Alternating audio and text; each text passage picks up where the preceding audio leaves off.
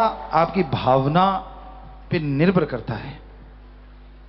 श्रद्धा सिर्फ सदगुरु मालिक के लिए रखनी चाहिए, किसी आदमी के पीछे पागल नहीं होना चाहिए।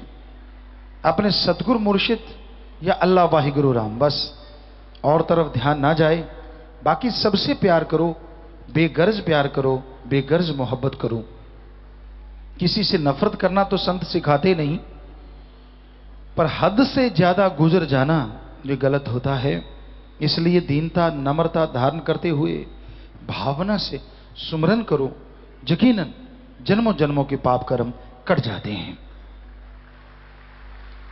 सेवा आप करो और वो खाली चली जाए, ऐसा हो नहीं सकता।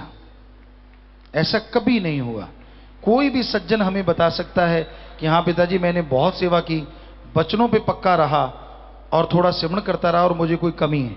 हम चैलेंज करते हैं, ऐसा कभी हो नहीं सकता। छोटा मोटा काम नहीं होता इतना बड़ा चैलेंज करना, क्योंकि 5 करोड़ साध संगत है और उसमें क्या पता कोई खड़ा हो जाए जी नहीं जी। पर क्योंकि शाह सतनाम शाह मस्तान जी दाता पे 100 कहने को 100 ही होता है और 1,00,000% कहो तो हमें 1,00,000% यकीन है कि ऐसा हो ही नहीं सकता। जो सेवा करे, सुमरन करे, वचनों पे पक्का हो, उसे अंदर बाहर कोई कमी आ जाए, हो ही नहीं सकता। बात ही खत्म। तो अब आप सोचिए, अगर आपके कमी है या कोई वजह परेशानी है, कोई मुश्किल है, तो आप या तो सेवा नहीं करते, या दृढ़ यकीन नहीं है, या वचनों में कमी है, या फिर थोड़ा थोड़ा सुमरण भी नहीं करते।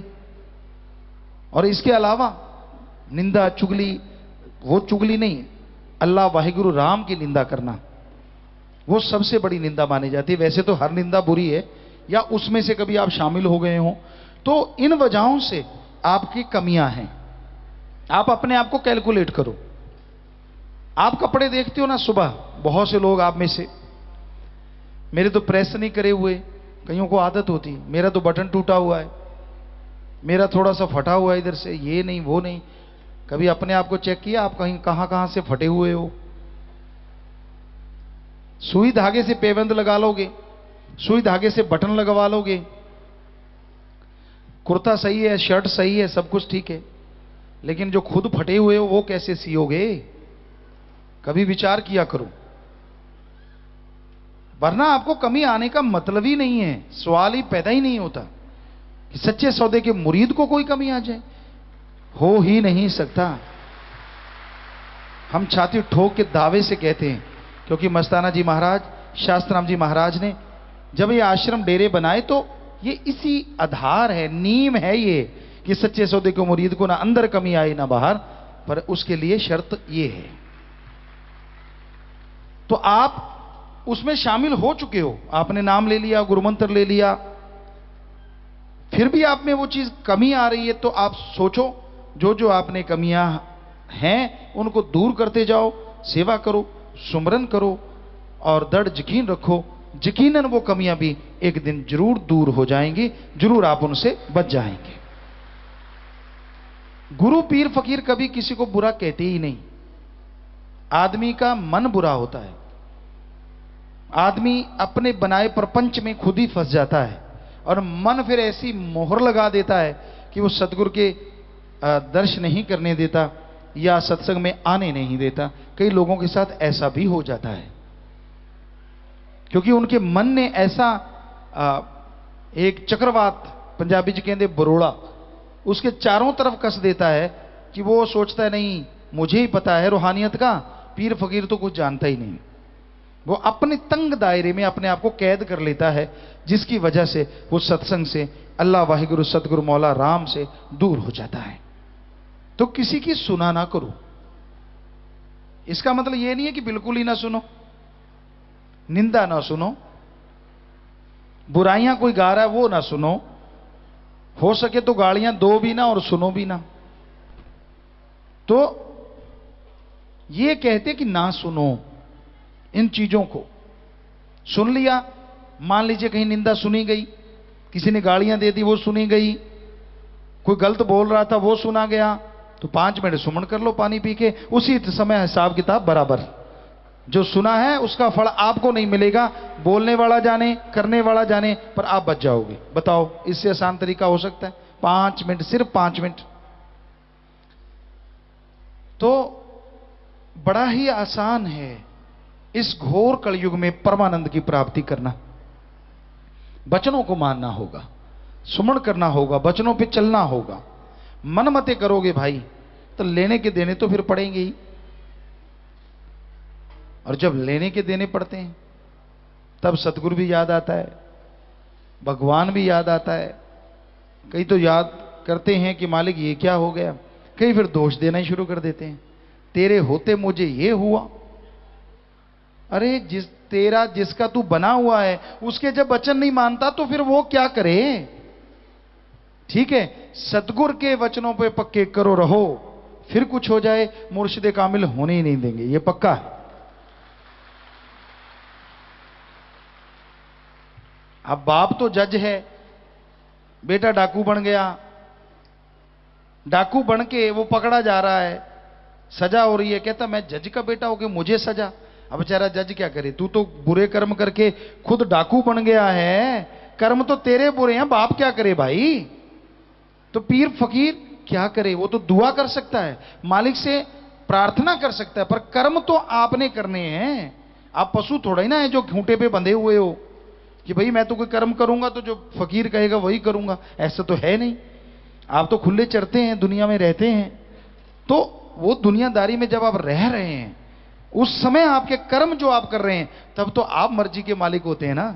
मैं जो करूं सो मर्जी का मालिक, मैं ये करूं मेरी मर्जी, वो करूं मेरी मर्जी। आप बात पे बात आ गई।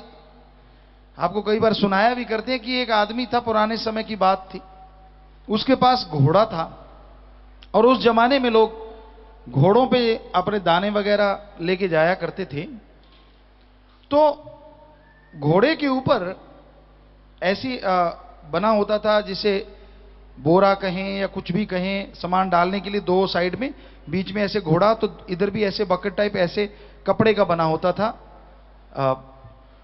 तो उसमें वो एक तरफ दाने डाल रहा था और एक तरफ रेता डाले जा रहा था। एक उधर तसला दाने का, इधर तसला रेते का, इधर तसला दाने का, इधर तसला रेते का।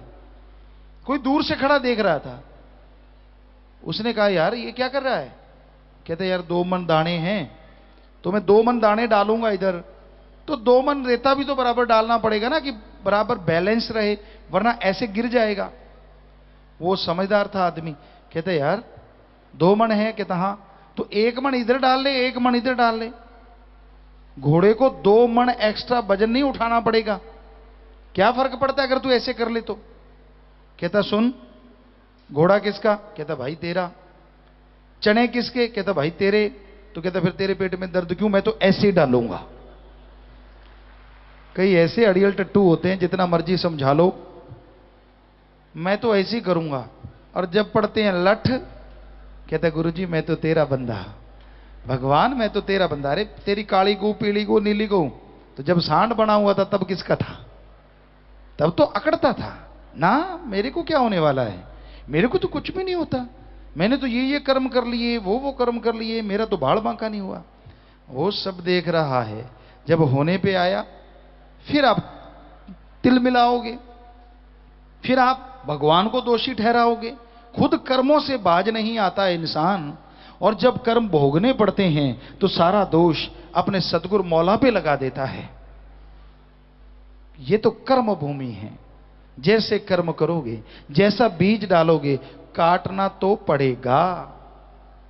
हां, सुमरण करते हो, सतगुरु डाढ़ा है, अल्लाह वाहिगुरु बहुत पावरफुल है। सुमरण करोगे, सेवा करोगे तो वो पहाड़ जैसे कर्मों को कंकर में बदल जरूर देता है, इसमें कोई शक नहीं।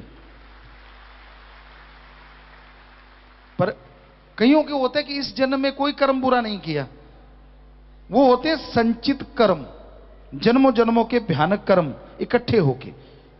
आपने इस जन्म में बुरा कर्म नहीं किया, लेकिन पिछले संचित कर्मों के लिए क्या आपने सुमरण किया, क्या आपने सेवा की? अगर नहीं की तो वो कर्म भोगने पड़ेंगे।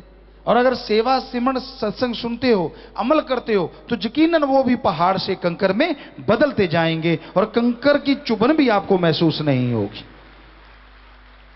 तो इसलिए ये कर्मों की खेती है, यहां कर्म भूमि है सबके लिए। कर्म करने हैं, कर्म करते जाओ, फल की चिंता ना करो। इसका मतलब यह नहीं है कि बुरे कर्म करते जाओ, फल की चिंता ना करो। कहने का मतलब अच्छे कर्म करते जाओ, कर्म योगी बन के अच्छे कर्म करो, फिर फल की चिंता मत करो, क्योंकि 100% भगवान अच्छे कर्मों का फल अच्छा देंगे ही देंगे। पर बुरे कर्म करोगे तो फिर आपको पता ही है, जैसा कर्म वैसा फल वो भी आपको मिलेगा ही मिलेगा। किसी का इसी जन्म में भुगत जाता है, किसी का ऊपर जाके नरकों में। पर यह नहीं होता कि यहां एहसास ना हो। जैसे कर्म करते हो, आगे रास्ते में तो आना ही आना है। जितने मर्जी चालाक बन जाओ, जितने मर्जी टौर शौर पंजाबी में कहते हैं ना, लेप शेप कर लो, कर्मों का फल तो देना पड़ेगा, भोगना पड़ेगा।